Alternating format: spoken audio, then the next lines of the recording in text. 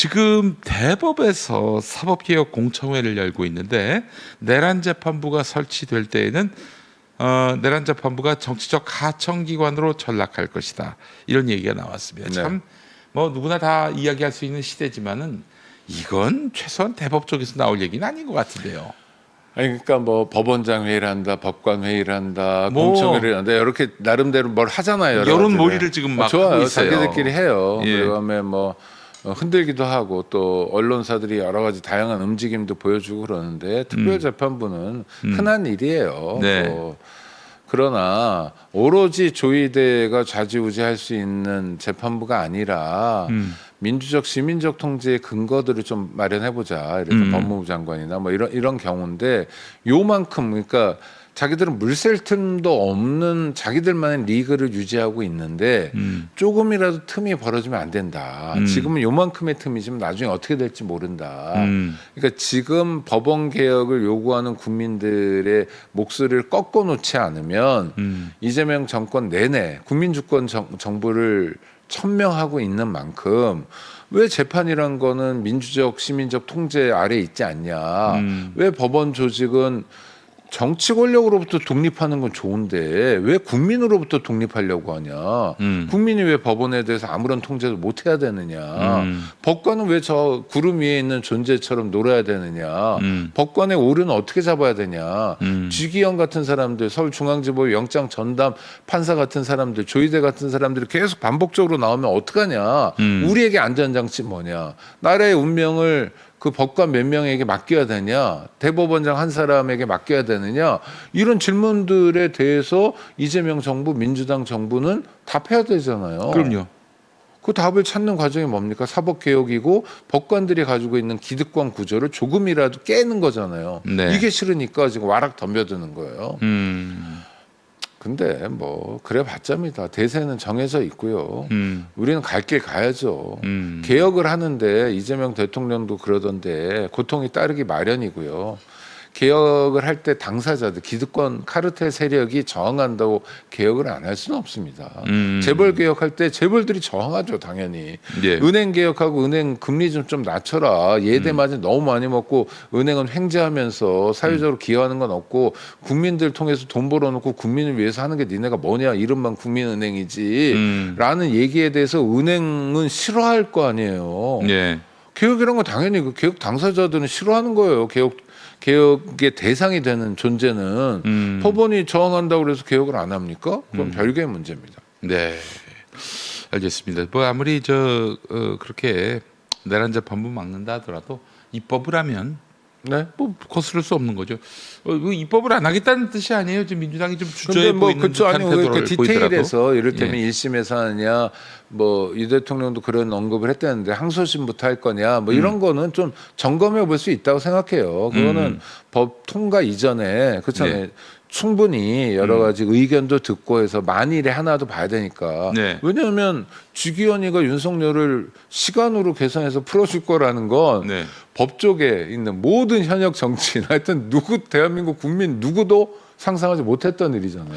자, 저희 화요일 출연자가 김태영 소장님이신데 네네. 그분은 직위원이 약점 잡혀가지고 틀림없이 윤석열에게 대단히 우호적인 판결을 낼 것이다 이렇게 예측을 하는 반면에 어제 제가 이동영 TV 나가서 직위원하고 같은 사법연수원 동기인 박지훈 변호사 네네. 말을 들었는데 박지훈 변호사 말로는 그래도 법관이 국민들한테 몰매를 맞을 그 윤석열에게 유리한 판결을 내겠느냐 사형 나올 것이다 이렇게 보더라고요. 아니 양형은 뭐 사형 아니면 무기겠죠. 근데 저는 그거는 뭐 중요하지 아니면 무죄. 네네. 그러니까 쌍무죠. 무죄 아니면 무기인데. 네. 근데 전 중요하지 않다고 봐요.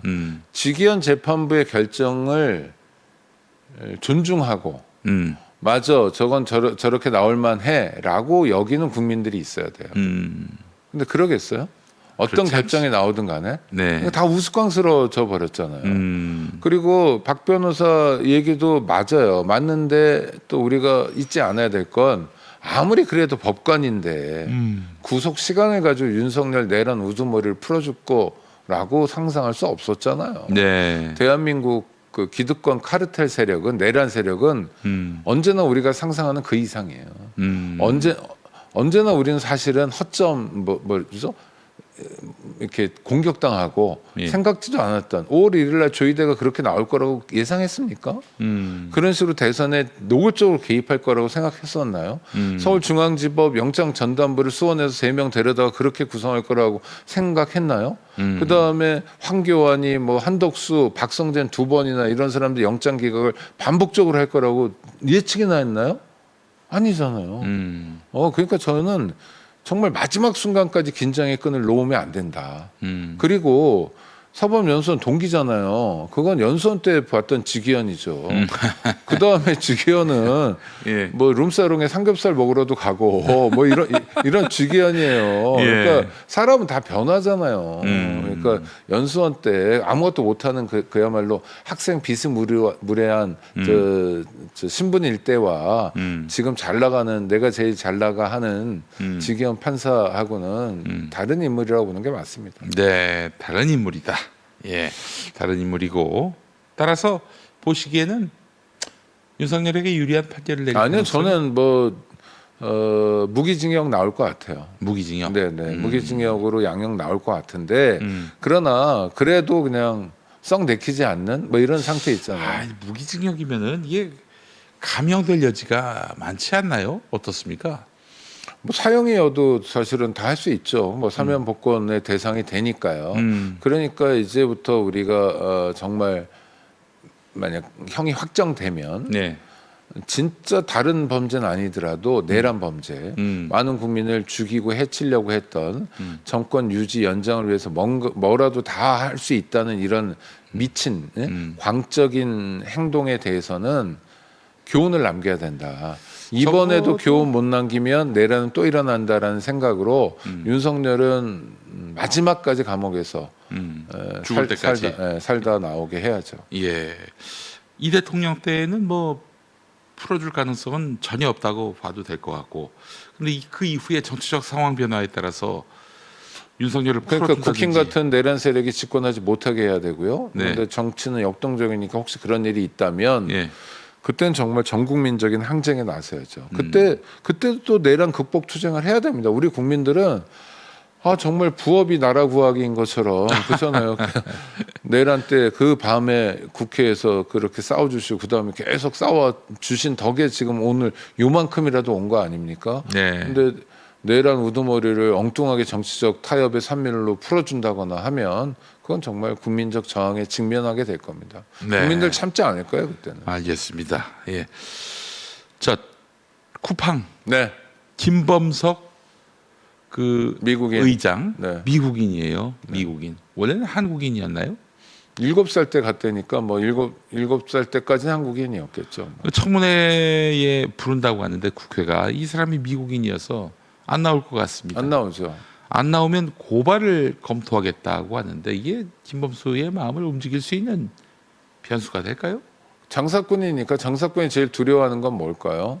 물론 자기가 이제 형사처벌 받는 건 엄청 두렵죠. 두 번째는 돈 뺏기는 거죠. 그래서 돈은 돈으로 해결해 주면 됩니다. 쿠팡 같은 일이 벌어지면 네. 쿠팡 같은 회사는 문을 닫는다라는 교훈을 보여줘야 돼요. 그래서 언론 보도도 요새 쿠팡에서 나오려고 해도요. 쿠팡을 대체할 수 없어요. 쿠팡은 정말 가려운 데를 너무 많이 긁어주고요. 소량 배송도 해주고요. 새벽 배송도 해주고요. 로켓 배송도 해주고요. 그래서 쿠팡에 나오는 게 힘들어요. 개인정보가 유출되시면 그냥 사는 게 좋아요. 우리 국민은 그렇게 살아야 돼요. 까짓 거 별 정보 있나요? 뭐 이런 식의 언론 보도 태도가 되게 많습니다. 그렇죠. 예. 네? 그러면 쿠팡에서 근무하는 전직 언론인이 얼마나 많을까 생각해 보면 되는 거예요. 아, 그러네. 쿠팡에서 근무하는 전직 법조인이 얼마나 많을까? 실제로 판검사가? 이 쿠팡 문제가 커졌을 때 초기에는 막 모든 언론이 한 목소리를 낸 듯하다가 갑자기 난데없이 그 유출해 간 놈이 중국인이다. 네. 이 협중 여론으로 또 이게 국면을 전환시키려고 하는 움직임이 그렇죠. 보였어요. 그 잔머리 많이 보이고 또 유출이 아니라 노출이다. 뭐 네. 이런 얘기도 하고 뭐 그러잖아요. 예. 그러니까 온갖 기술, 그러니까 자본이 보여줄 수 있는 자본의 실력에 바탕에서 온갖 기술을 다 쓰고 있는 거예요. 그러면 예. 통해야 되느냐? 그렇지 않다는 거예요. 예. 그러니까 정말 징벌적 손해배상하고 과태료 과징금도 최대한 물리고 이런 일이 생기면 책임지게 하는 네. 책임은 사실 기업 문 닫는 겁니다.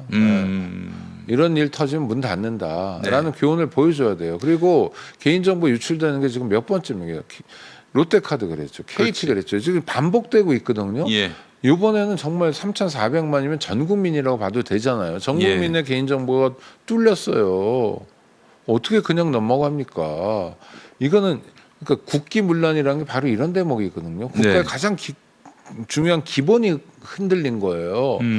국가의 가장 중요한 기본이 누굽니까? 국민이죠. 국민의 권리, 국민의 뭐 사생활의 비밀, 자유, 뭐 이런 거, 국민의 개인정보 이런 게 흔들려 버린 거잖아요. 유출됐잖아요. 가만 놔두면 안 됩니다. 네. 모든 걸 다 해야 돼요. 알겠습니다.